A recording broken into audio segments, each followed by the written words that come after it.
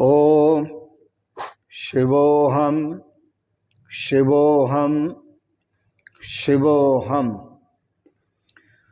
ओम सच्चिदानंदरूपाय विश्वोत्पत्त्यादिहेतवे तापत्रय विनाशाय श्रीकृष्णाय वयं नमः। श्रीकृष्णाय वयं नमः। ओम अखंडानंदबोधाय शिष्यसंतापहारिणे सच्चिदानंदरूपाय तस्मै श्री गुरवे नमः। तस्मै श्री गुरवे नमः।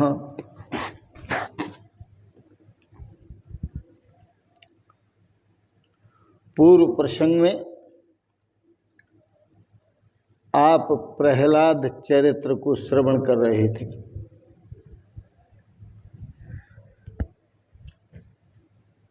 जीवन की धारा में प्रेम ही मुख्य है। प्रेम है तो सुख शांति और आनंद भी है। प्रेम नहीं है तो इनमें कुछ भी नहीं है। प्रेम करने योग्य जो प्रेम पात्र है वह तो केवल परमात्मा ही है। और तो संसार में जितने प्रेमी बनते हैं वह प्रेमी होने का धोखा है। वस्तुतः सच्चा जो प्रेम पात्र है हमारा वह परमात्मा ही है। सेवा करते करते यदि हृदय परमात्मा की सेवा करते करते हृदय हमारा आर्द्र हो जाता है, आंखों में अश्रुधारा बह निकलती है, तब समझना यह परमात्मा की सच्ची सेवा है।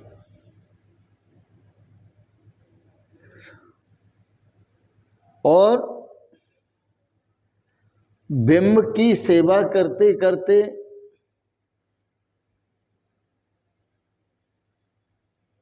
श्रृंगार करते करते जिसका ये प्रतिबिंब है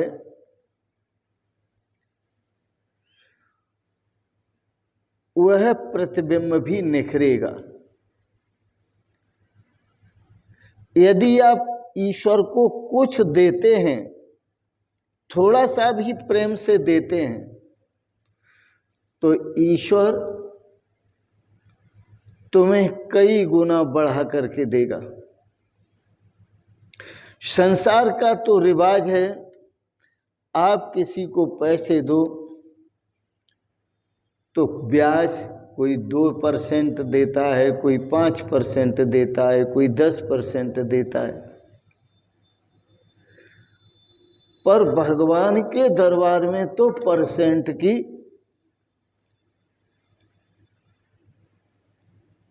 कोई हद नहीं है।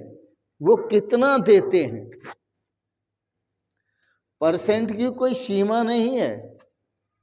आप थोड़ा देते हैं, वो बहुत देते हैं।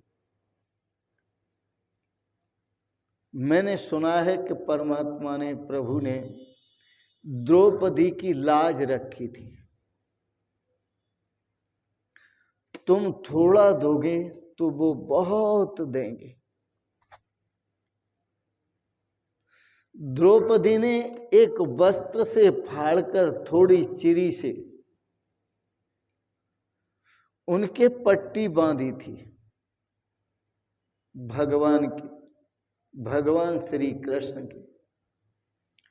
भगवान श्री कृष्ण ने संकल्प किया कि जिस बहन ने मेरे धोती की पट्टी बांधी है, थोड़ी सी चिरी बांधी है, मैं उसको जो दूंगा तो इसके बदले में 999 गुना बढ़ा करके दूंगा।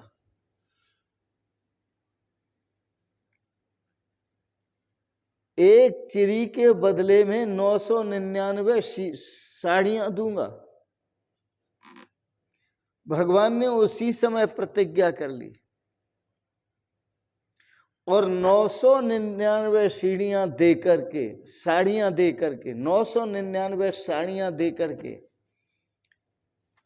भगवान कहते हैं आज मैं ऋण मुक्त हुआ हूं।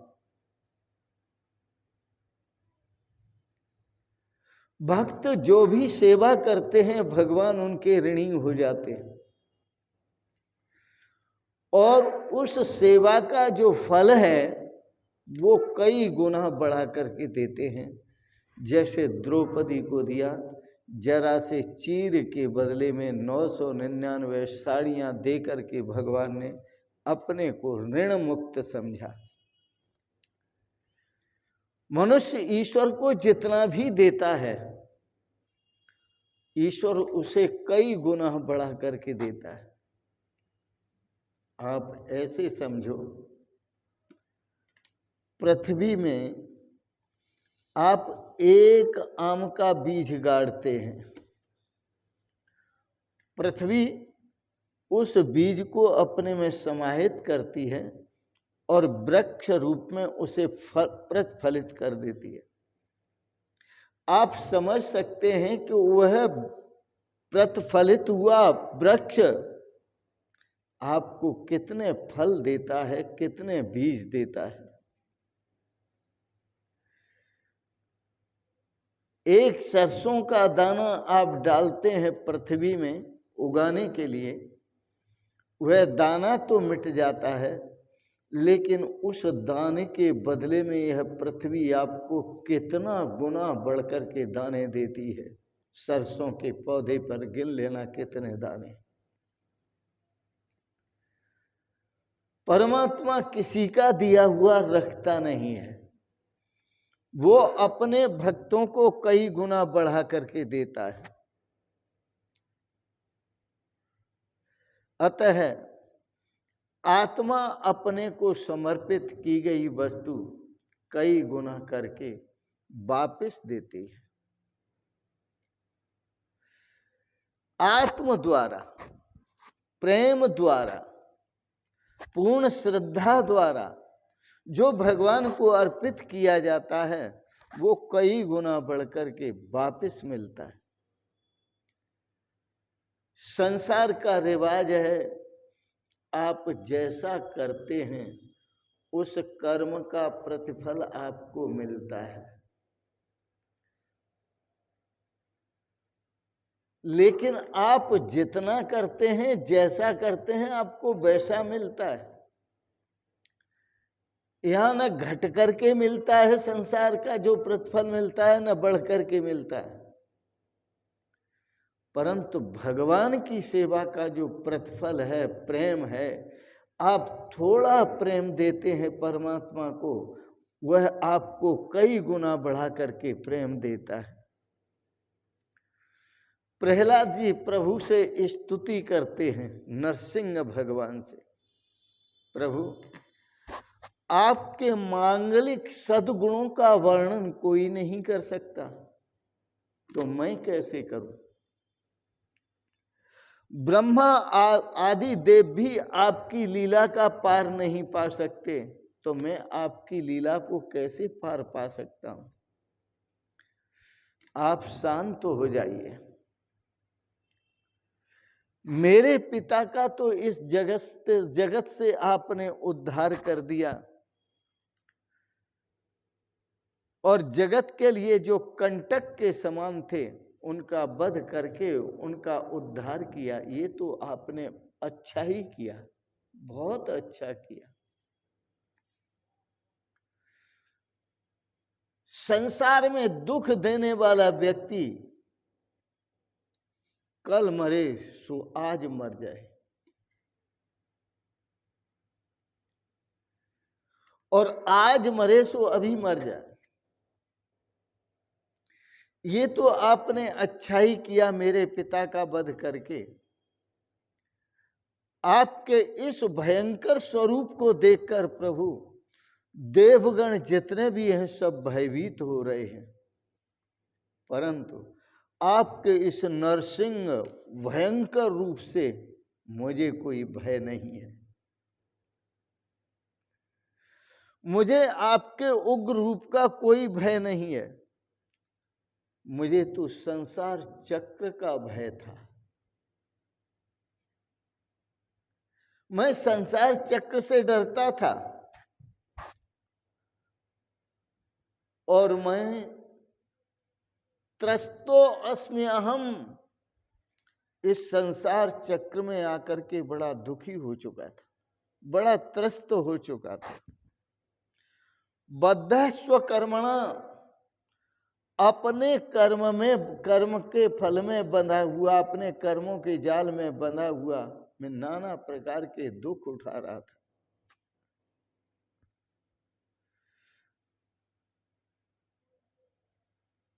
और अब मैं आपकी शरण में हूं, आपने मेरी रक्षा की है। मैं आपसे प्रार्थना करता हूं, आप शांत हो, उग्र रूप को शांत करें।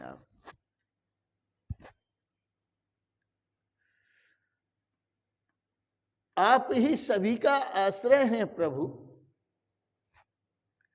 आप ही हमारे प्रिय हैं, सुहृद हैं, शुभ चिंतक हैं, और आप ही हमारे परम आराध्य देव हैं। आपकी लीला कथा का गान करते करते बहुत समय हुआ।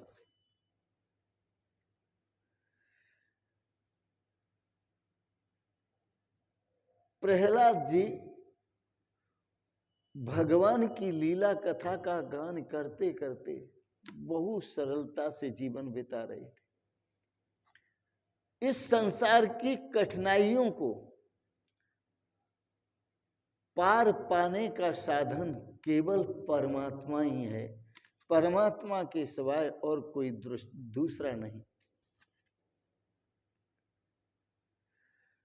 आपकी समस्याओं को देखने वाला परमात्मा, आप कितने झंझटों में फंसे हुए हैं देखने वाला परमात्मा, आप कितने कष्टों से घिरे हुए हैं देखने वाला परमात्मा, आप कितनी मुश्किलों में हैं देखने वाला परमात्मा, आप कितने दुख झेल रहे हैं देखने वाला परमात्मा, और समस्त कठिनाइयों से आपको मुक्त करने वाला परमात्मा। प्रभु आपकी कृपा से मैं समस्त कठिनाइयों को पार कर चुका हूं।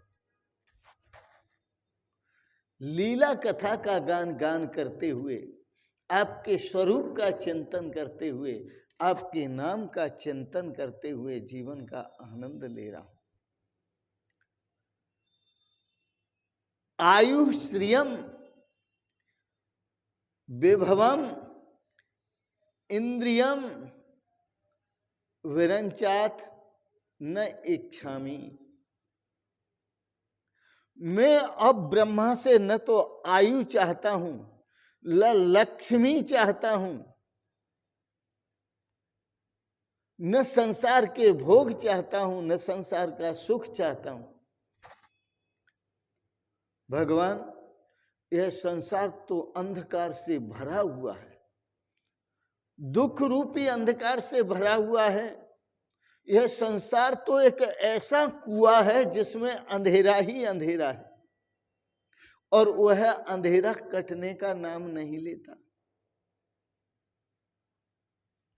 और इस संसार रूपी अंधेरे कुएं में काल रूपी सर्प घूम रहा है और हमेशा घूमता रहता है।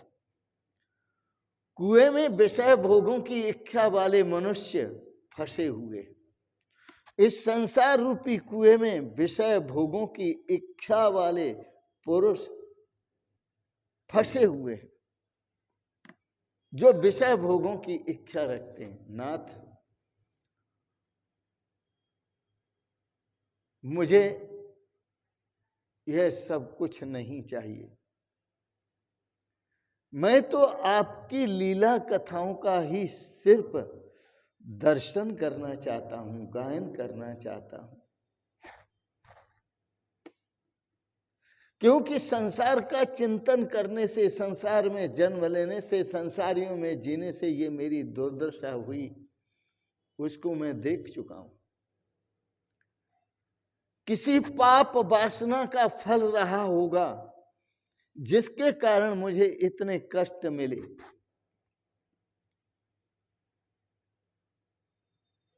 यह संसार में जीव पाप वासना के कारण ही जन्म लेता है और स्वयं भी दुष्ट है, और वह दुष्ट वासना के जाल में फंस जाता है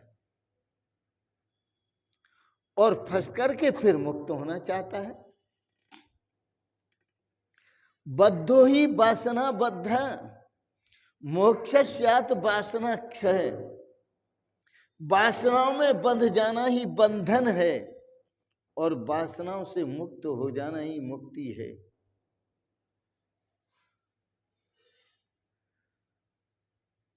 यह जीव वासनाओं की पूर्ति के लिए आतुर रहता है, व्याकुल रहता है, और उसी के कारण कभी हर्ष में डूबता है, कभी शोक में डूबता है, कभी इस लोक में घूमता है, कभी परलोक में घूमता है, कभी धन के साथ है, कभी स्त्री के साथ है, कभी पुत्र के साथ है, कभी चिंता में डूबा हुआ है। उसका मन इधर से उधर भटकता ही रहता है। उसे नियंत्रित करना बड़ा कठिन है, क्योंकि यह व्यक्ति बड़ा कामातुर हो जाता है, भयत्रस्त हो जाता है, और भयत्रस्त की भांति इच्छाओं में बंधा हुआ दूषित और दुखी होता है।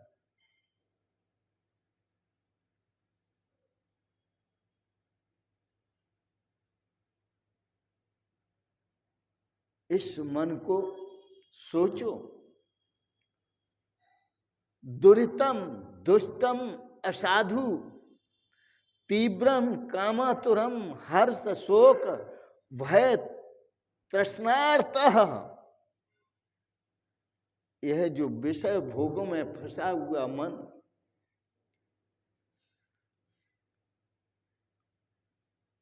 बड़ा दुरित है, बड़ा दुष्ट है।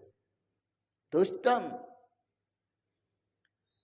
विषय भोगे में फंसे हुए मन को हटाना बड़ा मुश्किल है। यह असाधु हो चुका है।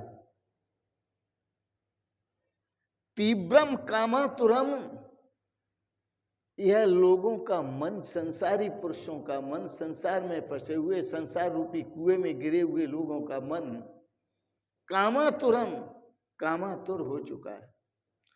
यह हर्ष शोक भय तृष्णा काम क्रोध आदि से आर्त दुखी हो चुका है, बहुत दुखी हो चुका है। इसलिए साधकों को चाहिए कि भगवान में प्रेम रखते हुए इस संसार रूपी कुएं से निकलने का सतत प्रयास करें।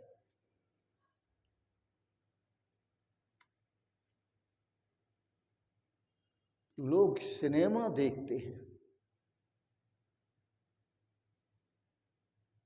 अब मोबाइल पर देखते हैं, पहले थिएटर में जाते थे, वो मनोरंजन समझते हैं। लेकिन याद रखना, जब मन निर्विषय बनता है, योगश्चित्त वृत्ति निरोधा, जब योग के द्वारा चित्त वृत्ति का निरोध किया जाता है और मन निर्विषय बनता है और इंद्रियां और मन की जो वृत्ति है जब परमात्मा स्वरूप में लीन हो जाती है, सच्चा आनंद तो तभी मिलता है, उससे पहले सच्चा आनंद मिलता नहीं। मनुष्य जानता ही नहीं यह मनुष्य यह जानता ही नहीं कि सच्चा आनंद कहाँ मिलेगा। वह इसलिए इंद्रियों का गुलाम बना हुआ है। सच्चा सुख कहाँ मिलेगा, सच्ची शांति कहाँ मिलेगी, उसे मालूम नहीं है। इसलिए वह इंद्रियों का गुलाम बना हुआ है, मन का गुलाम बना हुआ है। इन इंद्रियों ने अनेक पत्नियों वाले पति जैसी दुर्दशा कर दी है। जैसे कोई अनेक पत्नियों के चक्कर में पड़ जाता है तो उसकी दुर्दशा होती है, तो वैसी दुर्दशा कर दी है। यदि भागवत में देखना हो तो देख लेना।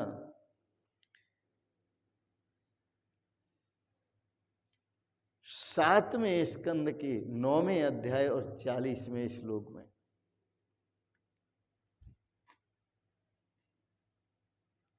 और फंसा हुआ व्यक्ति प्रार्थना करता है फिर भगवान से, हे अच्युत, हे परमात्मा, इस जीव के रसों में मैं फंसा हुआ हूं, कर्ण रस में फंसा हुआ हूं, इंद्रियों के विषय भोग में फंसा हुआ हूं, कानों का मधुर संगीत कानों से सुन रहा हूं, नाक से भीनी भीनी सुगंध ले रहा हूं, आंख से सुंदर सुंदर रूप देख रहा हूं, आकर्षित तो हो रहा हूं। कर्म इंद्रियां अपने अपने कर्मों में विषयों में फंसी हुई विषय भोग में आकर्षित हो रही हैं। मेरी दशा तो ऐसी हो गई है जैसे अनेक पत्नियों से घिरा हुआ व्यक्ति। एक पत्नी तो महाराज व्यक्ति को जीने नहीं देती, उसकी जान लबों पर आ जाती है। और जिसकी अनेक पत्नियां हो तो खींचतान होती है। मनुष्य की एकादश इंद्रियां हैं, वह एकादश इंद्रियों से संसार के भोगों को भोगता है। यह अपनी अपनी इच्छा के अनुसार इस जीव को खींच खींच कर ले जाती हैं इंद्रियां, और नाना प्रकार के भोगों में फंसा देती हैं। उसी के अनुसार इसको दंड मिलता है। प्रहलाद जी कहते हैं, प्रभु इस संसार सुख से, इस संसार का सुख वैसे तो विष है परंतु अमृत जैसा लगता है। इसलिए इस संसार सुख से मैं मुक्त होना चाहता हूं। संसार को ऐसा सुंदर भगवान ने बनाया है, ऐसा सुंदर भगवान ने संसार को बनाया है कि इसकी हर वस्तु आकर्षित करती है, मिलना तुर करती, मिलने को आतुर बना देती है, धैर्य को नष्ट करती है। तो जिस भगवान ने इस संसार को इतना सुंदर बनाया है, विचार करो वो भगवान कितना सुंदर होगा, कितना सुंदर होगा। उस भगवान का ही चिंतन करो, उस भगवान का ही मनन करो, उस परमात्मा का ही श्रवण करो, मनन करो, ध्यान करो। इसलिए संत जोर देते हैं श्रवण मनन निध्यासन पर और समाधि पर। श्रवण करना है तो परमात्मा का श्रवण करो, मनन करना है तो जो श्रवण किया हुआ परमात्मा का स्वरूप है, परमात्मा की लीलाएं हैं, परमात्मा का गुणा अनुवाद है ईश्वर का, उसका ही मनन करो। स्वरूप चिंतन करना है तो परमात्मा का ही स्वरूप चिंतन करो। भगवत दृष्टि जब होती है तभी मनुष्य का उद्धार होता है। जब तक उसकी दृष्टि नहीं सुधरती तब तक उसके जीवन का सुधार नहीं होता। यथा दृष्टि तथा दृष्टि, यथा दृष्टि तथा सृष्टि। इसलिए संत महापुरुष कहते हैं दृष्टिम ज्ञानमयीम कृत्वा पश्येद ब्रह्ममयम जगत। अपनी दृष्टि को भगवतमयी बनाओ, ज्ञानमयी बनाओ और जगत को ब्रह्म स्वरूप देखो, परमात्मा का स्वरूप देखो, नारायण का स्वरूप देखो और बड़े प्रेम से बोलो ओम नमो भगवते वासुदेवाय। वासुदेवम इदम सर्वम, नारायण एव इदम सर्वम, आत्मैव इदम सर्वम, ब्रह्मैव इदम सर्वम, अहम एव इदम सर्वम। यह सब कुछ परमात्मा स्वरूप ही है। इसी में कल्याण है, इसी में श्रेय है, इसी में सौभाग्य है। इन शब्दों के साथ ही आज के प्रसंग को यहीं विराम देते हैं। आपने बड़े प्रेम और श्रद्धा से श्रीमद् भागवत के भक्त भगवान के प्रसंग को श्रवण किया, इसके लिए बहुत बहुत अनुग्रहित हैं और आप सबके प्रति अंत में मंगलमयी शुभकामनाएं करते हैं। भगवान आपको सदा स्वस्थ और सुखी रखे। आपकी एकादश जो इंद्रियां हैं, आप इस एकादश इंद्रियों से परमात्मा का ही श्रवण करें, परमात्मा का ही दर्शन करें, परमात्मा का ही मनन करें, परमात्मा का ही ध्यान करें, परमात्मा का ही रसस्वाद करें। रसो वही है, क्योंकि परमात्मा रस स्वरूप है। इन शब्दों के साथ एकादशी भी है। एकादश इंद्रियों पर शासन करते हुए परमात्मा की ओर बढ़ें। इसी में आनंद है, इसी में श्रेय है, इसी में सौभाग्य है। और इन शब्दों के साथ ही आपको बहुत बहुत शुभकामनाएं, बहुत बहुत आशीर्वाद और बहुत बहुत प्रणाम प्रणाम प्रणाम। शिवोहम शिवोहम शिवोहम।